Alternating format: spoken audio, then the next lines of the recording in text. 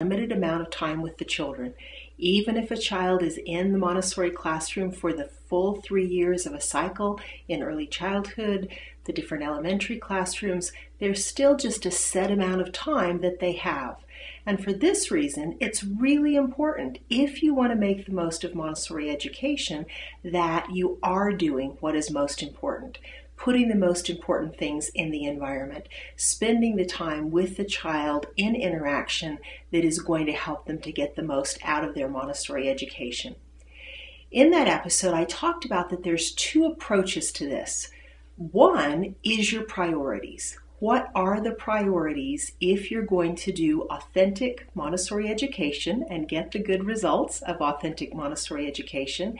And what are the pitfalls? Where are the places that you're likely to run into trouble, either that you can anticipate ahead of time or that may come up in the course of your experience? So for this episode, I want to focus on setting the priorities. How do you do that? How do you set priorities as a Montessori educator, as the lead in a classroom environment? That's what the focus is going to be here. Although, of course, if you are a Montessori administrator, you're also going to have to be in charge of or being a key influence to making sure that these kinds of things are done as the decisions are made about what's happening within the classrooms within your school. So how do you set those priorities? Well, it probably will be of no surprise to you that I say first and foremost, look at Montessori's own works. We're so fortunate in that not only do we have so much that she put down on paper herself or that she put down on paper in Italian and then reviewed the translations into English, we now have more and more of her speeches, trainings that she gave, that transcripts were available for and that have been made available to us. So we have a very rich and I would say to some extent comprehensive, hope that's not too much of a contradiction, but in many ways a comprehensive look at what she considered to be most important. And I do believe that always has to be where we look first. I know that there are Montessori trainings that don't require people to read any of Montessori's books, although always, I don't think there are any out there that don't have at least excerpts from her books as a part of the required study. But I would encourage you, if you have not already, taken advantage of getting her perspective within the context of the writing that she chose to put in one piece, whether it is a single lecture or preferably within books that she chose to combine ideas into as a comprehensive whole, such as The Absorbent Mind. I really encourage you to do that.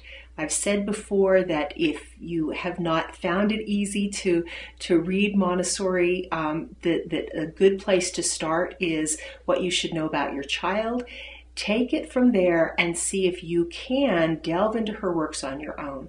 I would suggest that the materials that she cites, the ways of focusing on how you should be interacting with the child, this should always be your first source for how you make those decisions. Now, most people in this time, 2015, have other resources available that in some ways may be easier for them to access. If you're fortunate enough to have had a good Montessori training already, things have probably been set into place for you in a way that maybe makes it a little bit easier to think about within different categories. Most people at this point who've been watching our show for a while know the basic areas of the Montessori early childhood classroom and maybe even the elementary classroom as well. So one way to think about preparing the environment is area by area. So if you've had the opportunity to have a good Montessori training, you have a format you've been provided with to think about the sensorial area. Within that, you then can look at the sequence of materials, look at each little piece to decide what you need to focus on next.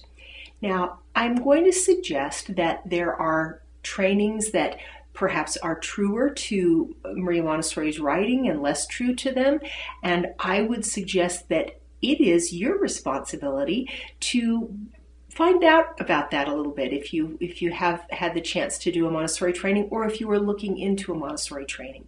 If you aren't familiar with how well aligned with Montessori Zone writing a particular training program is, that's certainly a question that is worth asking. Now, even though I'm going to focus more on the idea of setting priorities here rather than on the pitfalls, which I think is another key way of looking at this, I am going to mention a reason why that's in some ways a pitfall, that I really encourage people to stick to the training materials that they have used, as well as Montessori Zone writing, as they are preparing the environment and as they're making decisions about what they're going to do.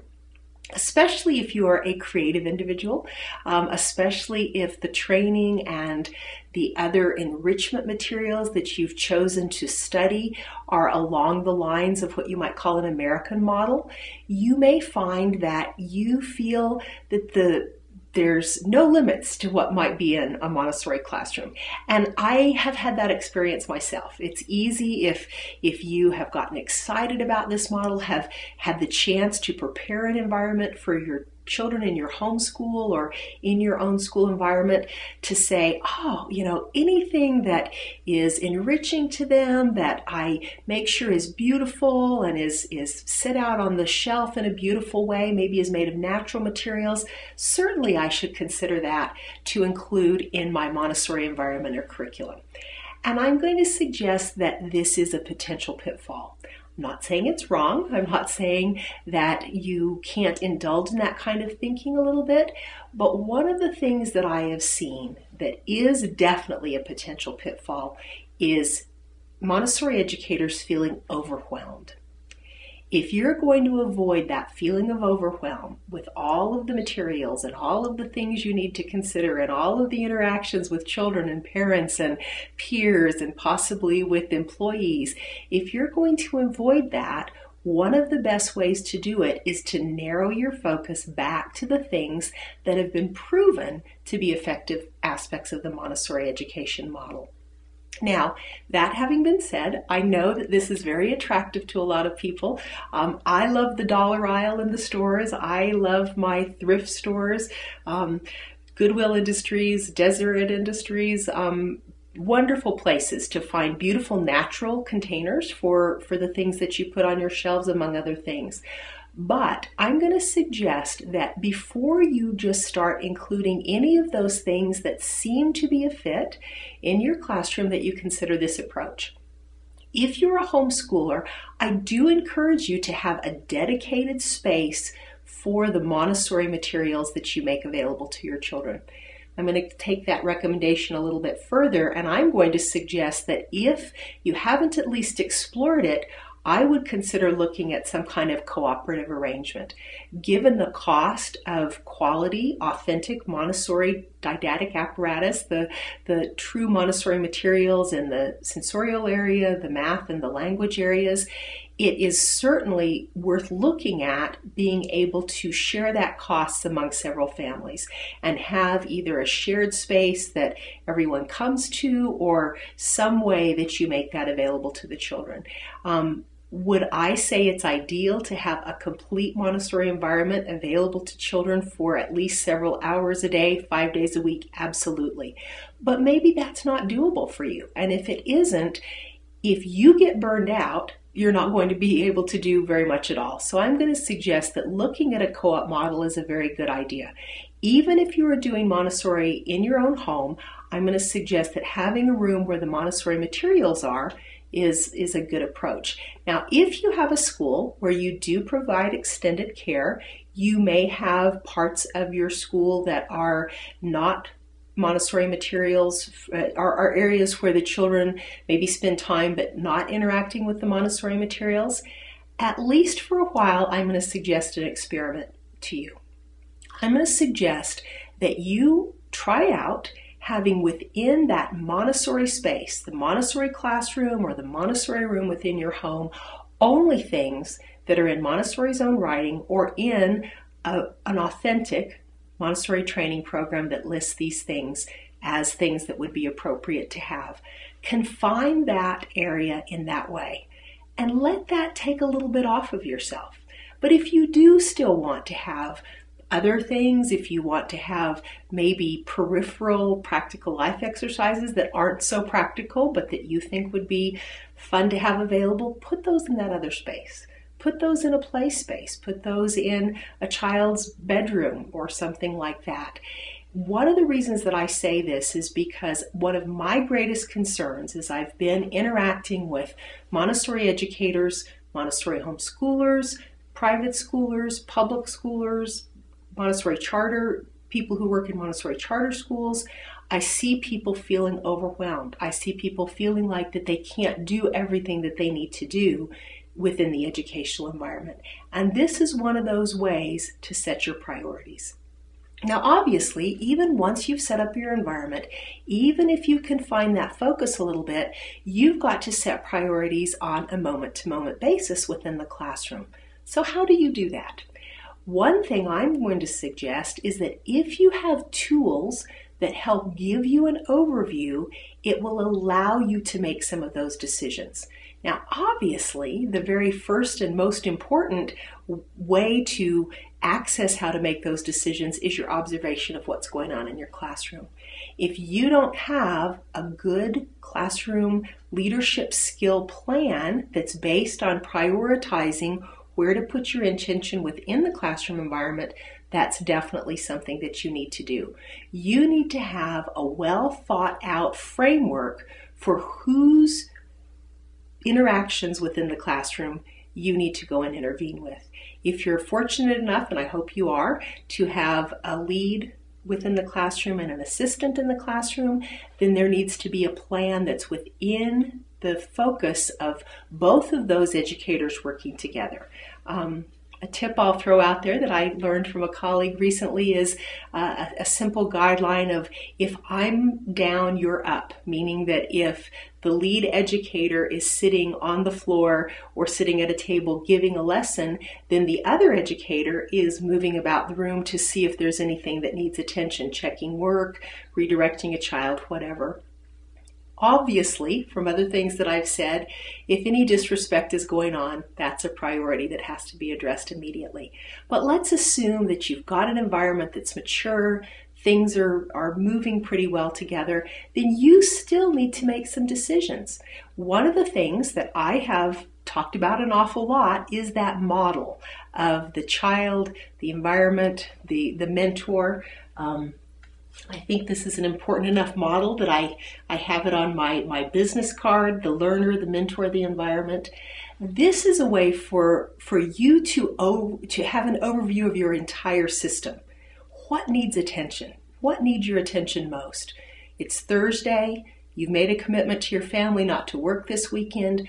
What are you going to focus on today and tomorrow to make sure that when you start the week next Monday, things are as caught up and as on track as possible? This is a way for you to look at whether your own preparation, some interaction with the child, or some preparation in the environment is what needs your attention. I am a fan of putting things on one page. One of the things that's helped me is to have those Montessori areas that I referred to on a single chart, so you can use that to help yourself. Use it to figure out where you need to bone up on your presentations. Use it to figure out where maybe things are not being used as much as you'd like in your environment. These are all strategies that I've found are useful to set those priorities in the classroom. Use the models that are already available to you. It's amazing for a relatively small amount, books that you can probably get on the internet for a few dollars, some of the ones that have been in print for a long time. There's a lot of used copies out there, as well as a lot of free resources on the internet that are available. Learn what Montessori did. Learn what works in this model and confine yourself a little bit there. Use that to help you set your priorities so that you're fresh, so that you've got the energy, you've got the rest, you've got all that you need to be your best self, so you can be that all-important mentor, adult influence in the Montessori education system. One delightful way to work with young children is through song. I'm not exaggerating when I say Frank Leto is one of the most beloved songwriters and presenters in the Montessori community. At an AMS conference several years ago, he shared his call and response technique of singing with the children, a very effective way to help them learn songs. Enjoy this clip of Frank singing one of his most popular songs and learn his invaluable technique for singing and leading basic auditory language games. Your children will love it. All right, well, my name's Frank Leto, and I've been a Montessori teacher for 33 years. And I discovered the most popular songs for children are songs that have a finger play or a game or a dance or some sort of activity. Just singing songs was not enough for children. It's best to stimulate as many senses as possible. And so also my songs are sung in a call and response, where I sing first, and then the children listen to my melody, and then they echo it. And all my lyrics have a finger play, as I mentioned, so it grabs children right away. On the first listening, they're able to participate and succeed. So this has been my whole concept with the children's music, and I have a whole catalog of CDs. This first CD was made in 1985. And I have CDs for different things. They have exercise for children, Spanish, how to use the rhythm band instruments, and we have DVDs, and it's just great for the classroom. Teachers have been using my products for many years and have a lot of success just because they're so classroom friendly. I'll give you an example. One of my most popular songs that utilizes the echo, which is the Ladybug song. And in this song, you use your hand as a little ladybug, and we say, Ladybug, ladybug, landed on my thumb, landed on my thumb, crawl onto my wrist, crawl onto my wrist, and crawl up to my elbow, crawl up to my elbow, ladybug, ladybug, crawl up my arm, and then she flew away, and then she flew away, ladybug, ladybug, landed on my head, crawled onto my nose, and over to my ear, ladybug, ladybug, crawl on my neck, and then she flew away.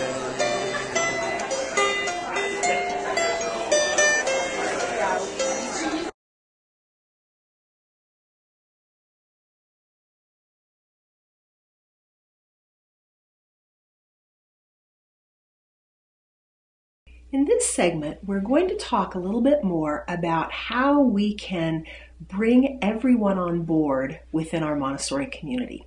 One of the things that you're probably familiar with me referencing at this point is that one way to think about Montessori education is a triad in which the adult or adults, in the way that I'm going to talk about it today, and the environment support the child in managing their own education.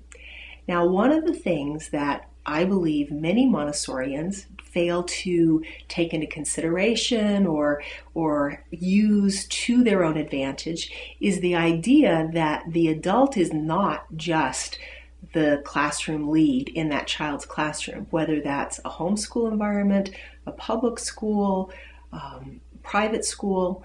Every child, every adult that interacts with that child is part of that adult support system. And the more you can have a collaboration and a congruity between the ways that those adults support that child, the better the child's Montessori education is going to be. And I would suggest that one of the first ways to start with that, particularly if you're in a school environment that's a little bit larger, is to make sure that everyone involved with the school directly is part of your Montessori training community, whether it is a custodian that the children may interact with casually from time to time, if you have separate staff that works on your playground, if you have parent volunteers, I would suggest that it's very important to include a way of teaching those adults how to be Montessori when they're interacting with the children, and that is a very good place to start. The other place, probably obviously at this point, is the children's parents if you're in a school setting. I have had the good fortune to have some really good models in this, that I've seen some educators who are really wonderful at making sure from even before a parent enrolls that they realize the importance not only of their role in the child's life, but of their role in the child's Montessori education. One of the things that I happened to notice today is that a Montessori friend that I admire had an article in her local paper about how do you know that your child is ready for preschool. And I was so impressed with this because I've had the good fortune to hear some of the ways that this person develops Montessori community in her school. And from this article, the first exposure maybe for some of the parents in her community, she's already talking to them about their concerns. She's already helping them to look at the concerns from the point of view of the child. She discussed toilet learning and whether or not a child was completely toilet trained and what that means. And she put in the article that anywhere from 2.5 to 6, the age of the children in a Montessori preschool environment, children are going to have accidents, and we just would expect that, and that's okay. And she went on to discuss the concerns that a parent might have in that regard. This is one of the ways that she, before a parent maybe even meets her, is a part of that community, a part of a learning community, a part of we're working together on this. And this is one of the things that I'm going to suggest is so important if you want not only to have the child have the best experience, but if you want to have as few problems as possible. One of the places that I see continually that there are problems with parents in a Montessori setting is that they don't know what to expect. They don't understand the nature of the Montessori philosophy. They don't understand how the child, the classroom lead, the classroom environment, how those things are supposed to work together to support that child's education. So the more that you can do as a lead in your own Montessori environment to bring those parents on board, the better it's going to be for everyone. Now, I would also suggest that in doing this, one of the things you have to remember is this is not just about preaching to them. This is not just about you imparting knowledge as the Montessori expert. It's really easy to do that, and especially when this is something you love, when this is something that you know is this huge, wonderful gift to their children, it's easy to come across as, yes, here's the way it's done. And there's a place for that. And when they are asking for advice, when they want to know, well, how do I evaluate when a child's ready to go to school? When they're looking for answers, that's exactly the time to give them the Montessori answer with the support of the understanding that you have of why that's a wise way to go. Before that, there's 2 things that need to happen. First, you've got to build relationship. If those parents don't feel like they're part of if they don't feel like that they are an important and a welcome part of a community, they're not going to be interested in hearing about how to do things Montessori. Second, as they are part of that Montessori community, they need to be respected. They need to be part of the conversation. They need to be asked what their opinion is. They need to have a way to say, I don't know about this. I have a question about this, or I have a concern about this. And not only do they need to feel like those concerns are welcomed, they need to feel like their perspective is welcome. that even though they don't have very much experience with Montessori perhaps, or they are even relatively new parents, maybe these are parents coming brand new in bringing a child into your toddler Montessori environment and they're not feeling very experienced.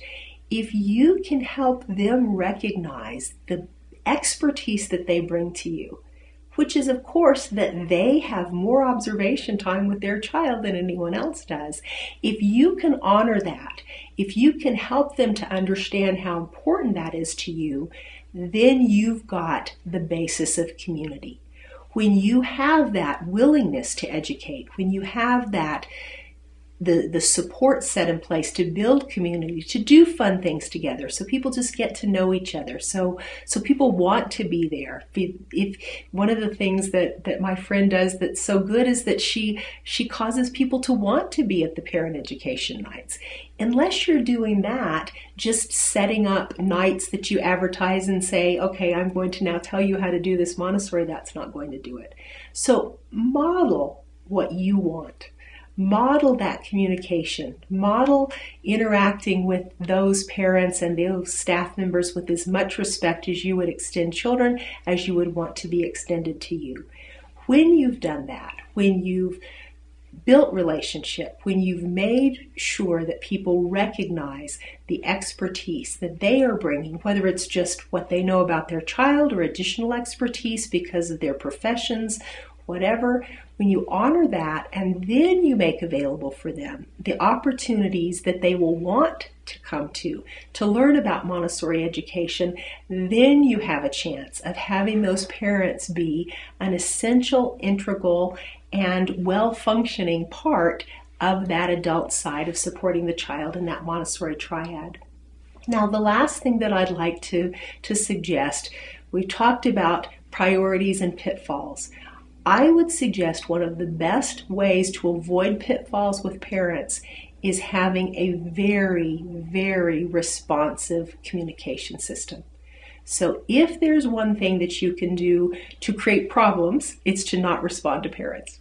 If there's one thing that you can do to make sure that problems are not going to happen, is that when a parent communicates with you, you acknowledge that. Even if you need to structure how much communication you can have. Maybe you've got a parent that's a little bit nervous and maybe is requiring more communication than a classroom lead can logically give. You can't just ignore it. Make sure that when a parent calls to tour your school, when a parent has a question or a concern, that you're responsive. When you do that, I think you're going to avoid the biggest potential pitfall. But most importantly, proactively do the priorities first. Build that relationship. Make sure that you honor the expertise that they bring, and then help them to understand how they can be an essential Montessori collaborator in their child's Montessori education.